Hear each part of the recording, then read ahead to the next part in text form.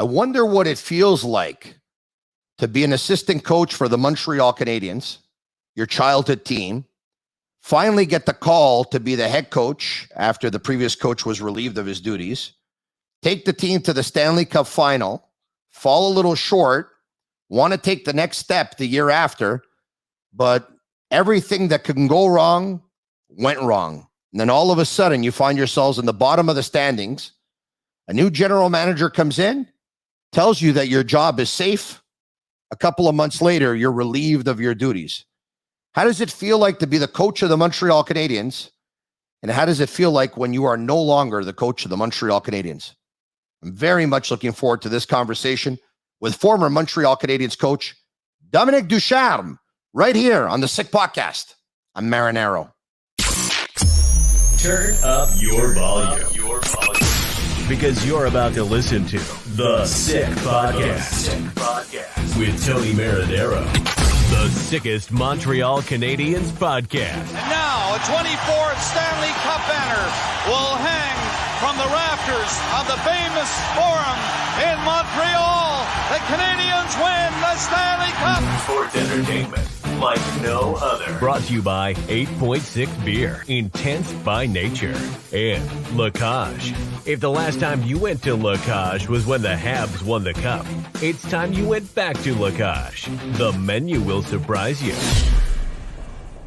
Oh, yes. Brought to you by 8.6 Beer, intense by nature. The beer for those who follow their instinct and live their passions in order to make their mark. And brought to you by La Cage. If the last time you went to La Cage was when the Habs won the Cup, or the last time was when the Habs went to the Cup Final, which was with Dominique Ducharme coaching the team, well, it's time you get back to La Cage. The menu will surprise you. A lot of people would like to have news from the former coach of the Montreal Canadiens. We're going to get some now. He joins us. Coach, thank you for doing this. I appreciate it. Hey, Tony. It's a pleasure. Pleasure to talk to you. Thank you very much. I know you took some time off this summer, and I believe you spent, give or take, about a month in Europe. If you don't mind me asking, where did you go and what did you do? Well, we had a wedding in Paris, so spent some time there, and I played in France at the end of my career when I played, and so went down south a bit, south of France where I played, and spent a little bit of time there, and Barcelona, and went around a little bit. So it was fun. It was really warm though, hot. Cool. Good time. They play hockey in France. Not so sure they play hockey in Barcelona, where obviously the number one sport is a sport that we call soccer. They call football. But when you went to Barcelona, could you smell another sport in the air there? Yeah, for sure. I mean, went to Camp Nou and. Oh, really? But they play hockey. Yeah, the Barcelona FC's got a hockey team. Oh, yeah. They play in the Spanish league, yeah. But obviously it's not nearly close to what football is in Spain. But yeah, they have a league there. And they also have a handball team and a basketball team playing right around the stadium. So, no, it was a nice visit to see Camp Nou and everything that it means. So you saw it from the outside, or you actually went in and got a tour? No, inside. Yeah, inside. Yeah. Everything. Oh, yeah. For a guy who's been to so many arenas in his life and who was once upon a time the coach of the Montreal Canadiens, does it impress you to go to a place like Camp Nou, or, been there, done that? Or?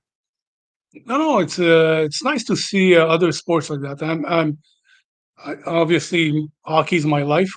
I played, I coach, I've been involved since forever, right? But I'm a sports guy too, and I like watching soccer. I like watching golf or playing golf or other sports. So I'm really into watching those big events, especially, and I like sports history. So I like to be doing those things. Pretty cool, Coach. When you were the coach of the Montreal Canadiens, can you begin to describe or put into words what it feels like when you wake up in the morning? You, Dominique Ducharme, are the coach of the Montreal Canadiens. You walk out of your house, you get in your car, you take a drive. You're the coach of the Montreal Canadiens. You walk into a cafe, you have a double espresso or whatever you have. You're the coach of the Montreal Canadiens. You walk in the old port of Montreal. You're the coach of the Montreal Canadiens. It must feel like something incredible. Can you begin to describe it? Yeah, but it went so fast in the sense that when it happens, it's we were in Ottawa, right, and we were going to Winnipeg, and I left my car at the Bell Center and leaving and being the assistant coach. And when I got back from the trip, I was the head coach now, and obviously with the crazy season last year with COVID and everything that we had to go through in the 25 games in 43 days at the end of the season and the playoff and the short summer, when you're in it, like you don't really have time to enjoy it or appreciate it as much. I think I will do that more when I'm done coaching, and I look back and saying, at one point I was the coach of the Canadiens. When you replaced Claude Julien, who was relieved of his duties, you just talked about when it was and where it was. Did you see it coming? No, we had a great start of the season that year. Obviously, in the games before, previously to that, we struggled a little bit. So, and never had an indication, never had anything coming. And, after that game, late at night, I got a call from Mark to go and see him in his room. And that's where he announced it to me. And I was surprised. So I didn't wake up the coach of the Canadiens because I didn't sleep that night. So basically, it was a little bit of both sides where I felt bad for Claude because such a great man, and he's the one that brought me in, showed a lot of confidence in me. Same thing with Kurt, working with him every day. So, seeing those guys go, that would not have been the way I wanted to come in. Yeah. But you don't choose it, right? And it's the nature of the beast, right? You're hired to be fired is what they say, correct? Yeah, exactly. And but obviously after that, realized that I was coaching the Canadiens now. How many people did you call to let them know that you were going to be the coach of the Montreal Canadiens? It was really late, so I called my girlfriend, and she was asleep, so it took her a little bit of time to understand what I was saying. So, and the next morning before it came out, I called my kids, and they were on their way to school in the bus. Oh, wow. So I said, do you have your earphones on? Because I don't want anyone to hear, right? But I wanted them to know before it came out. And I told them, so they were happy and at the same time surprised, and then called my mom. So that and my brother. So called my family, and like 5 minutes after. So let's say, give or take, from that night to the next morning, you called about 5 people. Okay. Yeah. If you were going to place more calls, if you were going to let people know, where would Tony Marinaro be on that list exactly? I'm just wondering. I'm not sure, Tony. I like you a lot, but I haven't worked on it yet, so I cannot tell. All right. Okay. Let's fast forward. You are the coach of the Canadiens, and the team goes on. They make it to the playoffs. You talked about that crazy COVID year, 25 games in 43 days, whatever it was. You're down 3-1 in the series to Toronto, and the Canadiens losing in the playoffs is one thing. The Canadiens losing to Toronto or a Boston or a Quebec Nordiques back in the day is something else. I mean, that really hurts. How worried were you when your team was down? I know that, coaches are always optimistic and they always think their team's going to win. I get that. But is there a part of you that's really worried? You're down 3-1. You worried? Obviously, you don't want to be in that position. But what I like with our team is that the first game we played solid. We played well, won that first game. Game 2, 2-0. Until the second period, we were playing the same way, and then we got into penalty trouble and so on. And then from there, at the end of game 2, game 3 and 4, I thought we didn't play the way we were able to play. So we had a good meeting before leaving for Toronto for Game 5, and we had an opportunity to do something. Anytime you come into the playoffs, and guys really stepped up, and then we started playing the way we wanted to play and go back to that, and we carried that until the final. Please take me behind the scenes. What did that meeting sound like? What did it look like? Well, quite often I was sitting down with Shea and Corey Perry. I wouldn't say every day, but uh, sometimes one of the two or both together. And I felt it was important for me as a young coach to have good leaders like that, good leadership. I wanted them to understand what I was doing and what I wanted to do. So we worked together on that, and I knew that when I was addressing the team after that, that those guys understood where we were going and what we were doing and why some of the things we were changing or why we were doing things a certain way. And we had a good discussion that morning, and we talk about opportunity. And Shea, um, you know, I don't think he never passed the second round in his whole career, Yeah. and he had a chance there. Corey won the Stanley Cup early in his career. Yeah. It went to the final the year before with Dallas, but Yeah. again, he wanted to get another shot. So when we got out of my office and I went up to the room for the meeting, I was going to talk about opportunity. And at one point, I asked Shea about that, and he talked about it. And then I asked Corey, and then I asked Eric Stahl, which was in a little bit of same situation, winning the Stanley Cup really early in his career, and then not having another crack at it. Yeah. And I think those guys, with everything that was said, like I said, we went into Game 5, had a really good start. They came back and tied the game at one point, but we won it in overtime, and then coming back to Montreal, that was our goal, just to come back and have fans for the first time in our building. Yeah. So we just took it step by step like that, and then we started building that momentum. So you leaned on your leaders, you leaned on your veterans, and once you were able to sell your idea to them, you knew it was going to pass with the group. No doubt, because those guys, solid leaders, well respected.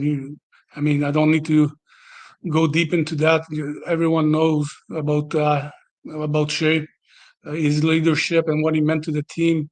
And a guy like Corey Perry is a special human being, special player. And those two guys, I knew that when they understood what I was trying to do and the way we were doing things, I knew that they would go with that message and solidify the room with that too.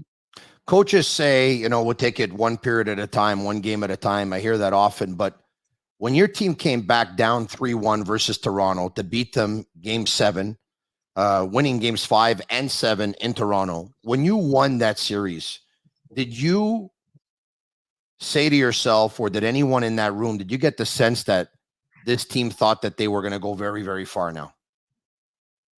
Even though they had a couple of other series to get out of the way before going to the Cup. But I think they believed in that all year long, even though it was not a smooth ride. We faced so much adversity. Like you said, those 25 games and 43 nights. It's not only the number of games. It brings injuries. It brings wear and tear on the body, mentally. It was a challenge, and we didn't practice. We had no time to practice. So what was good is we had a week before we started against Toronto to practice, and really had 4 or 5 good days of practice, which is more than you normally do. Mm-hmm. So so that's why I was confident throughout the series. But at the same time, I knew we could be playing better when we were down 1-3. And then, it's always a mental game also when you get into the playoff and those kind of situations where you can turn a series around or game around by sticking together and really everyone bringing their best game. How down were you when you found out you tested positive for COVID versus Vegas in the semis? I was down for sure. I mean, that was an exciting moment, but the good thing is, I had to deal with it. There's nothing I could do, but I stayed in. I kept the same schedule with the players. So, the morning meetings, I would do it by Zoom like that. It's different. Like, obviously, I want to be there. Coaches would call me in between periods. I was watching with a different angle now. I was almost doing my video at the same, live. Wow. So I had a different perspective on the game sometimes than when you're behind the bench. So we were talking together, and obviously I would have loved to be there in person, but I needed to deal with it, and that was just another obstacle or another challenge that we had and that I had. So once again, you're probably going to every game thinking that you're going to win it, but now you make it to the Stanley Cup Final. You're going up against the defending Stanley Cup champions, and with all due respect to your players, correct me if I'm wrong, they're probably superior at every position. It's a debate there, but they're really, really talented. They're really, really deep. You look at that and you say, oh my God, what in the world are we going to do here? Or do you look at the Islanders who gave them a run and say, if we play them the way the Islanders played them, can beat these guys? Yeah, for sure. No, and we were confident at the time too. We just, we came back against Toronto.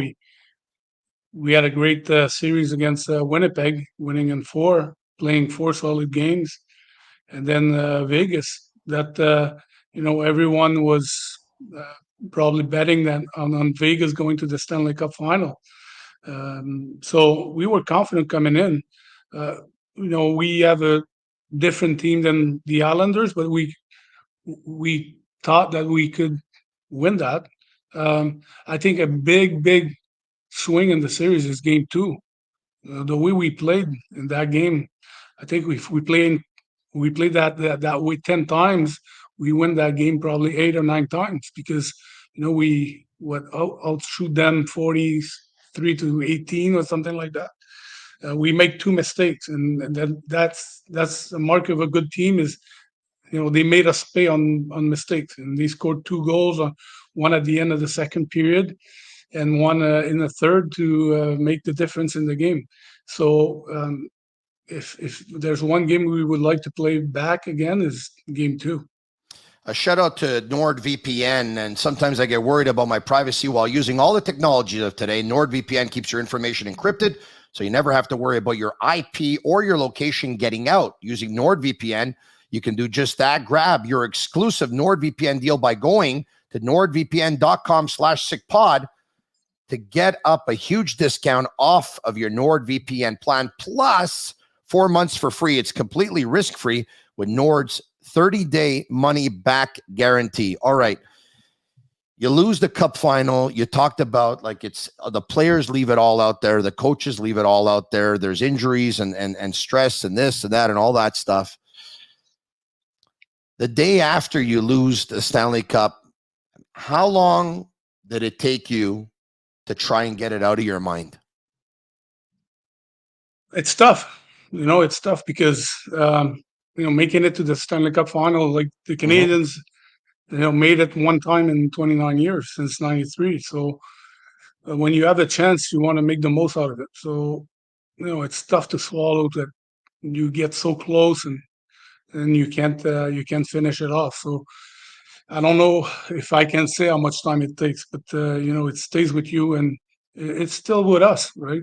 Within us, because we had that chance, so that opportunity that we talked about before.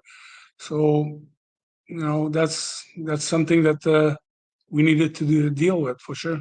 So the following year, you brought up before Weber, Corey Perry, Eric Stahl. You had meetings with them. You talked to them.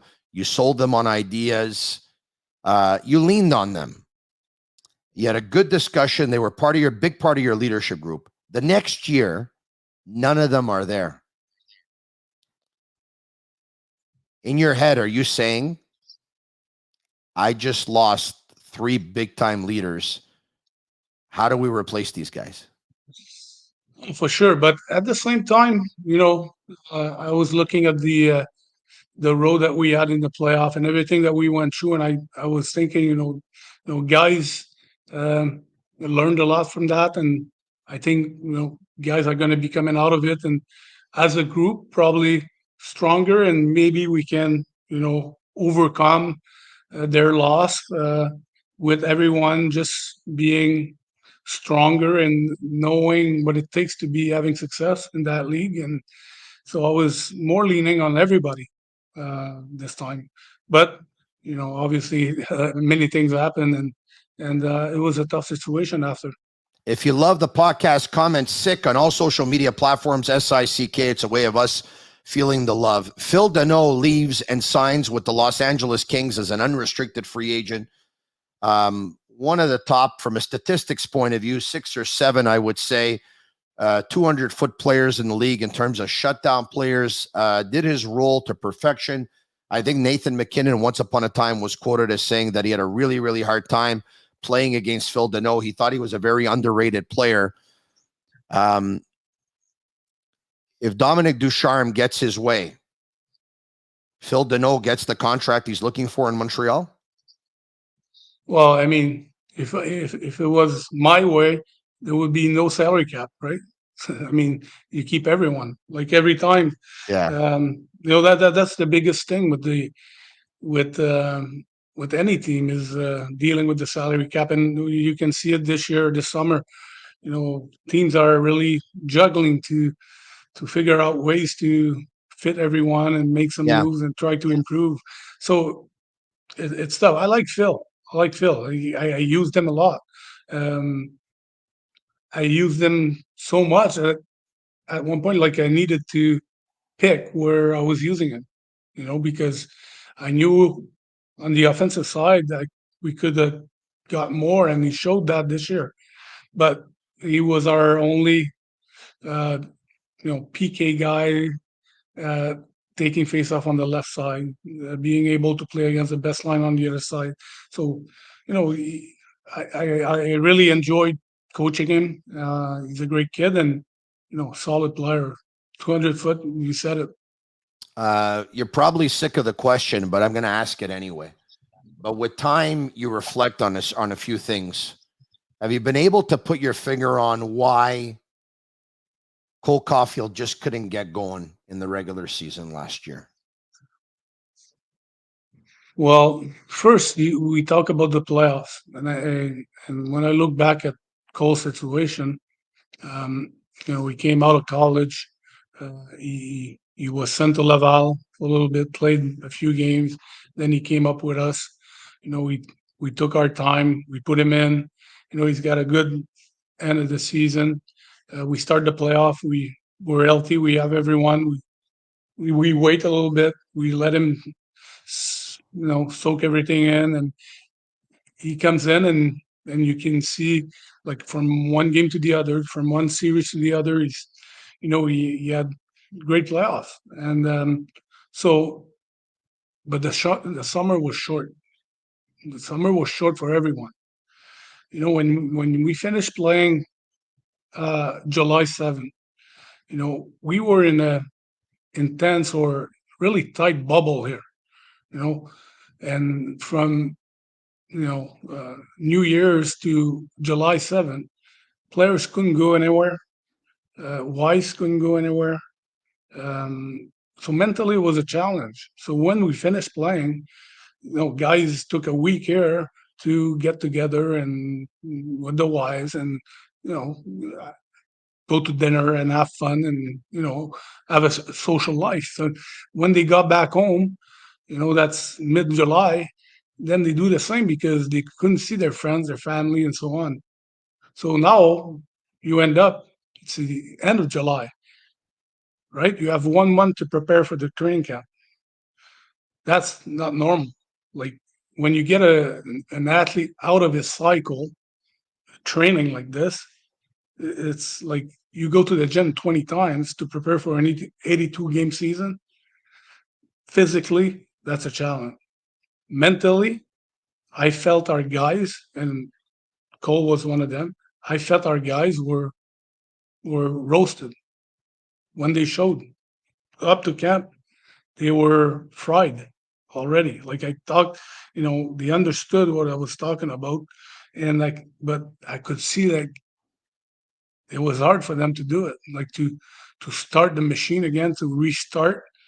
So Cole is one of those guys, and you know, um, he put pressure on himself. He wanted to, get in right away, score 40, get the caller, but he doesn't have the start that he wants. So I knew we would face some challenges having that short summer. So I tried to keep the lines as close as we finished with, but it was not working. So at one point we made some changes and tried to bounce guys around to get a little bit of a spark somewhere. So when you have a tough start, it's tough to recover. And I think with the pressure on himself that he puts, Cole is a competitive guy. He wanted to make the difference. Had a tough start, went to Laval, came back, got injured, got COVID, and I felt toward the end that he was close to coming back, being himself. He was missing chances. He was trying to pick that corner so tight that he was missing the net. So I would sit down with him and we would talk and try to hit the net more. And one goal was going to go in, and then it's going to keep going. So he went through that, and you look back, he had no training camp. He injured himself, red and white game in warm up, just falling by himself and hurting his shoulder. Like everything, that's part of the short summer. When you're not mentally sharp, those kind of things happen. Weird Coach, things. it's a tough question that I'm going to ask you now, but I'm going to ask it to you anyway because I know you can handle it. How do you explain him exploding after? Like I at one point you must have been watching some games. Is there something that you saw that he was doing differently that he wasn't doing before that? Because if he was tired before, the more the season was going to go on, he was still going to be tired, right? But there had to be a change. No, I'm not saying he was like. I think the one good thing he had is after Christmas he had COVID. He went back home in Wisconsin. We had a break. I think it was a bye week that we had, and so on. And then he was coming back. So I think physically he was refreshed by then. Yeah, he was in Wisconsin with Armia, I think. Yeah, with Armia, and then so physically, I thought that break was good for him, mentally and physically. He went back home too. He was. I think it was a question of confidence. Confidence. And then one thing is we were seen as the team that went to the Stanley Cup Final that was not playing well and not winning, and for many reasons, and but that's a little bit of the spiral that we were in. Mm-hmm. So making that change I think the organization sent a message that they were going to rebuild, and then I think pressure went off everyone, and then they just played. I think that pressure was different. On a Saturday night, I believe your team was in Pittsburgh. I was watching a game. Actually, I was at La Cache, and it was reported that Marc Bergevin was let go, and that Jeff Gorton was going to be brought in as senior VP of hockey ops. So the guy who hired you is let go. Someone else comes in. And, when Jeff Gorton came in, for me, he came in to do a rebuild because that's what he did with the New York Rangers. So I figured that you would be safe in your job because the results at that point weren't all that important. As a matter of fact, not that you want to lose games, but if you're going to go through a rebuild, the lower you are in the standings, I mean, the better it is. What did you think when Jeff Gordon was hired? Did you think he was hired to do a rebuild? That's what I thought. What did you think? Well, first, it was a tough situation for Mark. So we won that game in Pittsburgh. I remember him calling me after, and we talked about it. What was coming, and then Jeff came in, and I didn't know. I mean, I never knew really exactly where they were going with that. You were quoted as saying the following. Let's bring it up. I believe you said it to Marc-Antoine Godin of The Athletic, if memory serves me well. If the plan was to lose as many games as we could and to play the young players, I would have liked to have known because I would have had a different approach with them. I was trying to squeeze as much as I could everywhere to try and get some results. So there was never a chat with, this is where we are. This is what we want to do in the next year, 2, 3. This is what we want to, this is what our strategy is. This is what our plan is in terms of a rebuild, a revamp, a reset. A discussion like that never took place. I find that mind-boggling. I mean, I don't want to go back on everything, but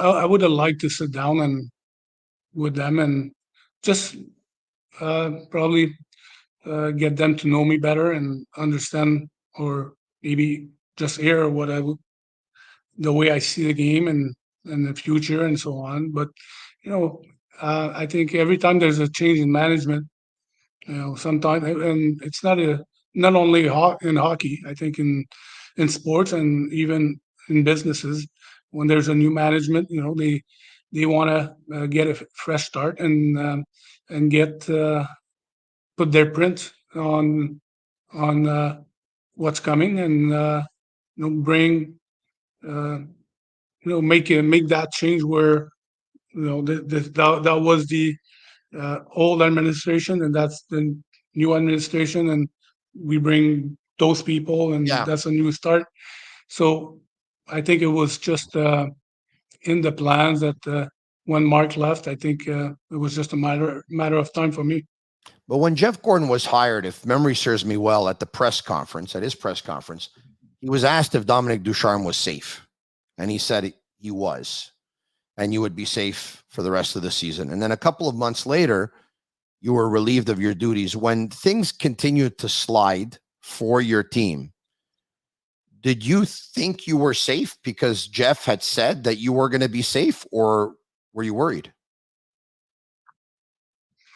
Well, I mean, when you're in that situation, you just take it one day at a time. First, I would get up in the morning and I was like, all right, we're getting 2 guys back today. And I was coming back home and finally we lost 3. So 2 came back and we were losing 3. It was a crazy situation and year for that because it seems that we never had the same guys on the ice.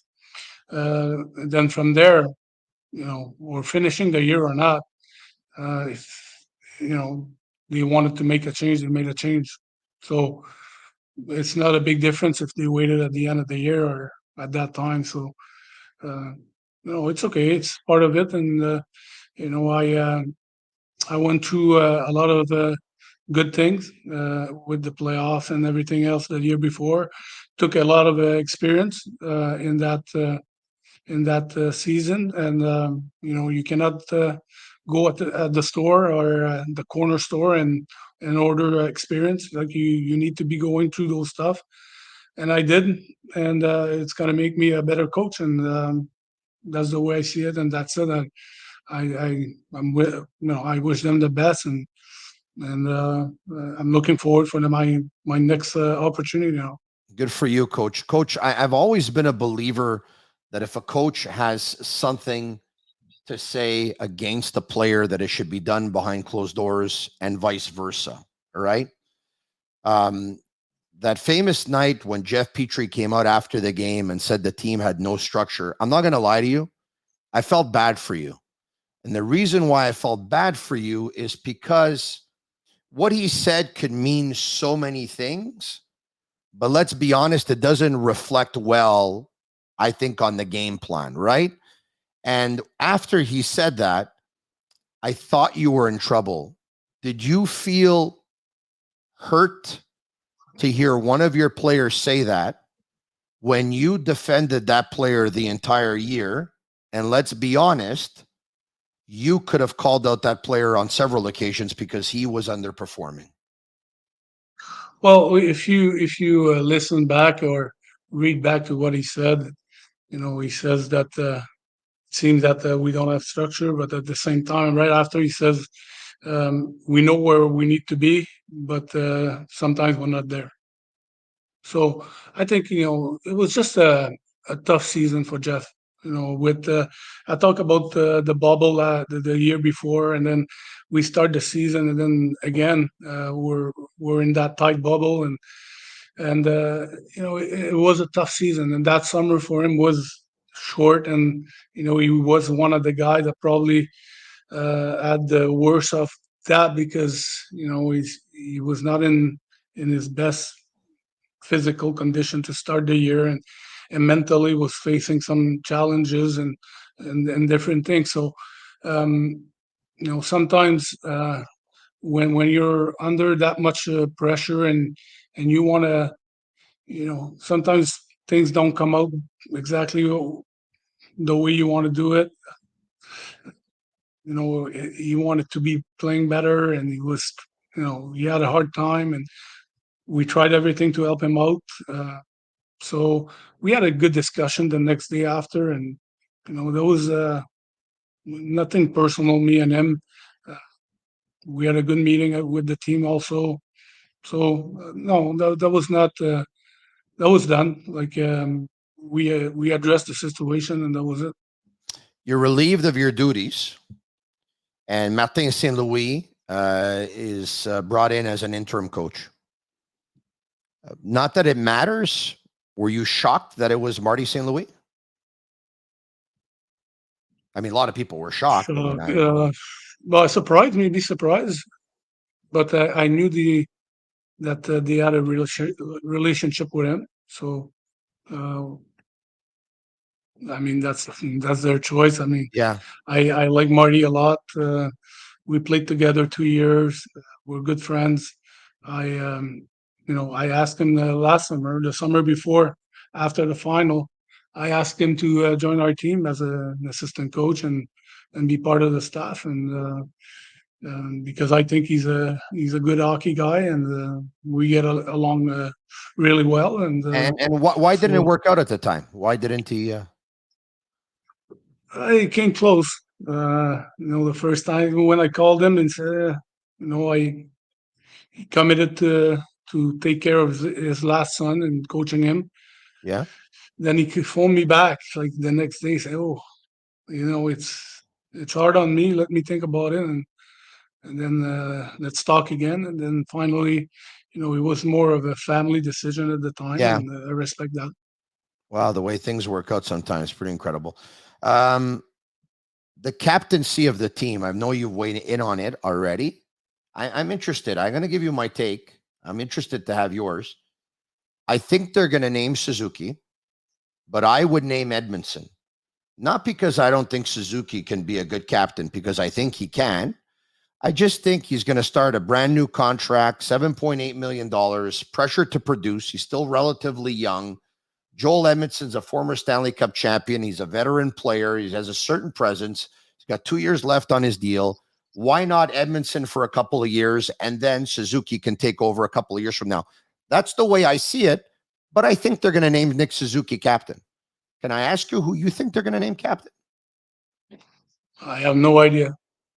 But those are two candidates, and you can add Galley to that, right? Yeah. To be a transition.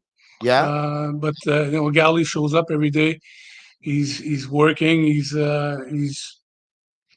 you cannot ask more from a guy to be the way he's committed and engaged in the team every day practices or games.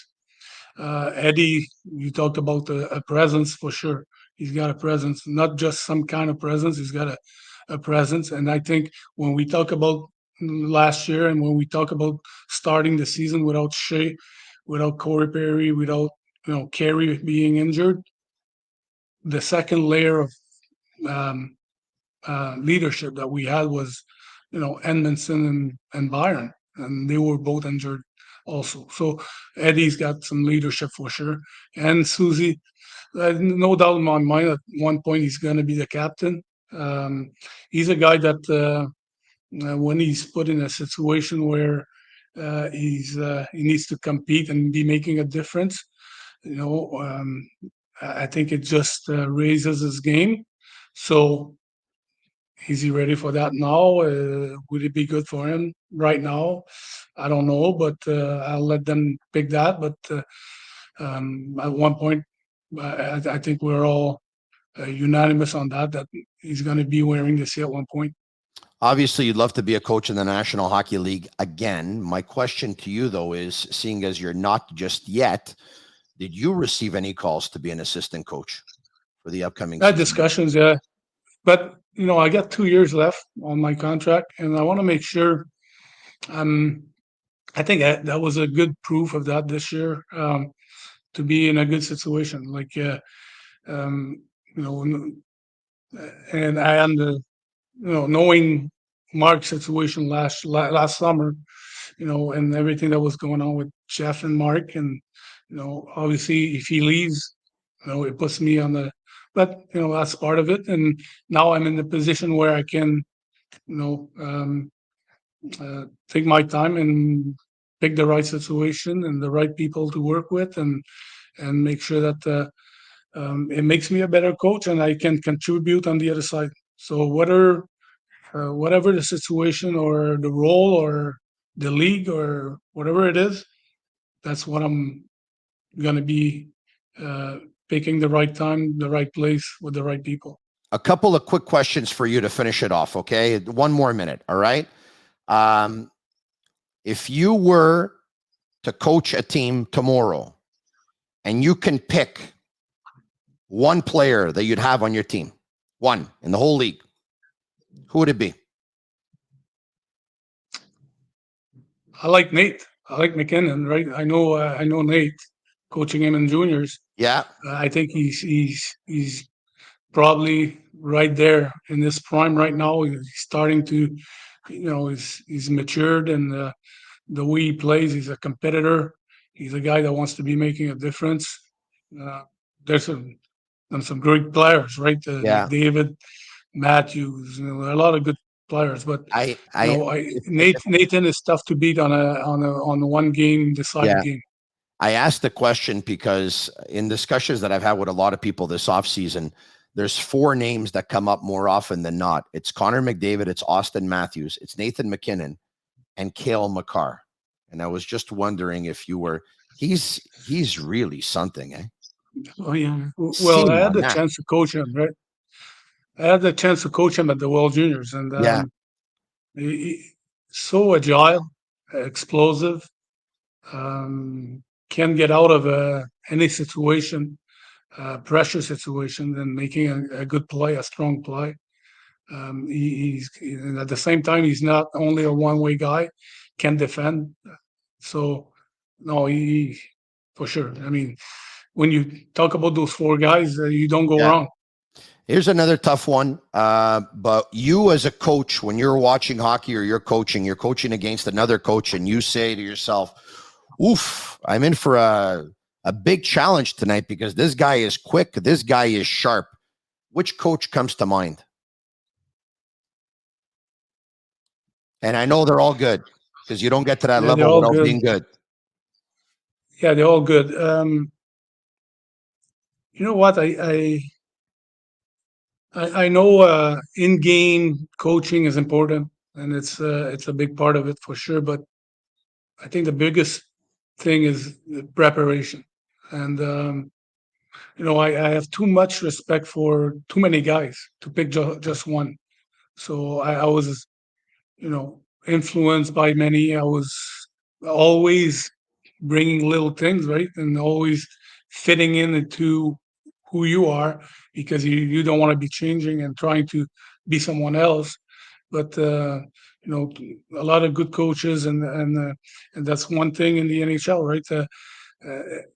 People look at it and you say it's 82 games, but there's not one easy game. Every night, the team on the other side is prepared. It's a battle every night, so it's a challenge to be well prepared every night, but also it's a mental challenge on the coaches, but also on the players to be able to play at that level, and that level of commitment every night for 82 games is a challenge. You talked about your players only had, after that short summer, about 20 days to work out before the season started. MatrixHomeFitness.ca. I'm going to give them a shout out.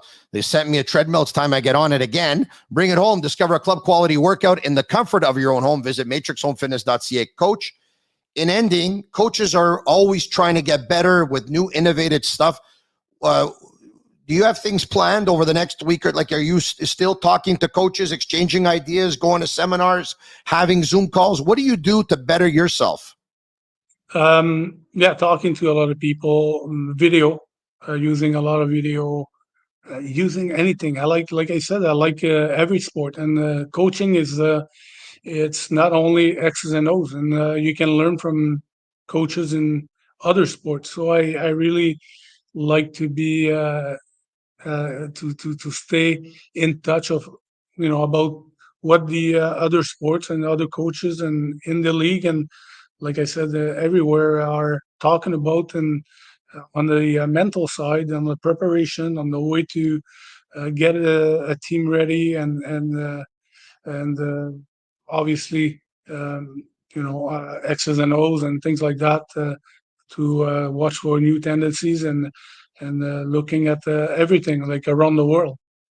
I was not one of the 5 phone calls you placed when you got the job, but you made amends by giving me 48 minutes of your time on a beautiful summer afternoon. And for that, I say thank you. I really appreciate it. And Dominique Ducharme, this comes straight from the heart. I wish you all the very best in your quest to get back behind the bench and to win a Stanley Cup one day. Merci beaucoup. Thank you.